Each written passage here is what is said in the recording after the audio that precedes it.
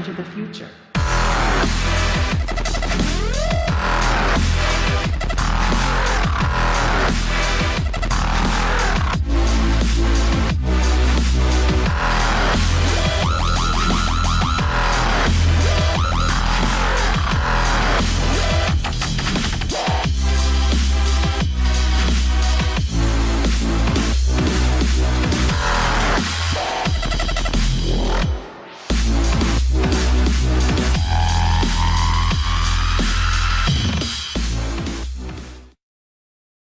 Welcome again to the virtual SpaceTV 3D show from Binary Space and HobbySpace.com. We have 3 stories today that we hope you will like. In last month's show we reported on the Planetary Resources Kickstarter campaign to fund a publicly accessible space telescope. The goal was to reach $1 million. The campaign ended on June 30th and the total pledged actually reached over $1.5 million. Pledges came from more than 17,600 backers. Richard Branson will add another 100,000 to this amount as well. The total far exceeded the total funds raised by previous space-related Kickstarter campaigns. In fact, it was one of the largest amounts raised by any crowd-funded project. Pledge benefits included observation time on the telescope and to choose what celestial object it would point at.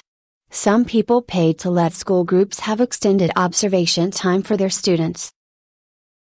So-called space selfies were a major part of the popularity of the campaign. A display screen on the outside of the telescope will display an image provided by the pledger and a camera will take a picture of this image with the Earth in the background. Most people will send a picture of themselves so they see themselves flying in space vicariously. The extra money raised will pay for several stretch goals. These include a second ground station to allow for faster downloading of data and images. The telescope will launch in 2015, but now they will give each person with a selfie a second image showing the pledger's image during the preparation of the telescope on the ground. A major stretch goal involves Planetary Resources working with the Zooniverse citizen science organization to set up a program to let the public help find asteroids in astronomical images. The top stretch goal of $1.9 million would have enabled the Arcade telescope to look for planets around other stars.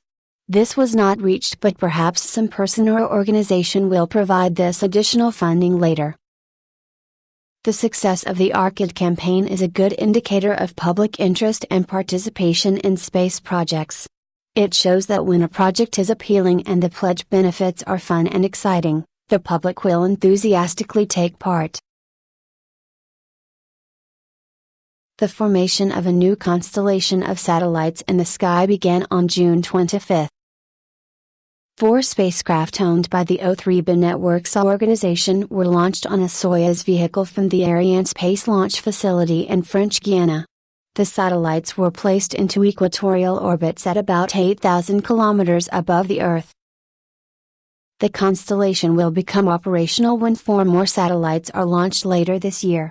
The goal of the project is to provide broadband connectivity to people living within 4 to 5 degrees latitude north and south of the equator. This bend of the Earth includes broad sections of Latin America, Africa, the Middle East, Asia and the Pacific, with a collective population of over 3 billion people who currently have limited or no connection to the Internet.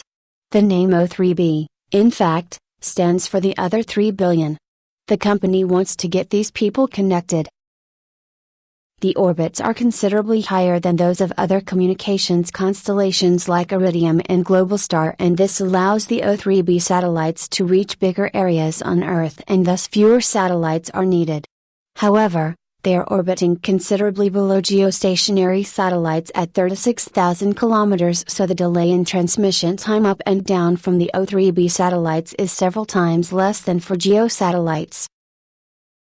More satellites will be added to the O3b constellation as the usage grows. The project is backed by Google and other major players in communications and finance. They are making a big bet that 3 billion people are going to make great use of this new connection to the rest of the electronic world.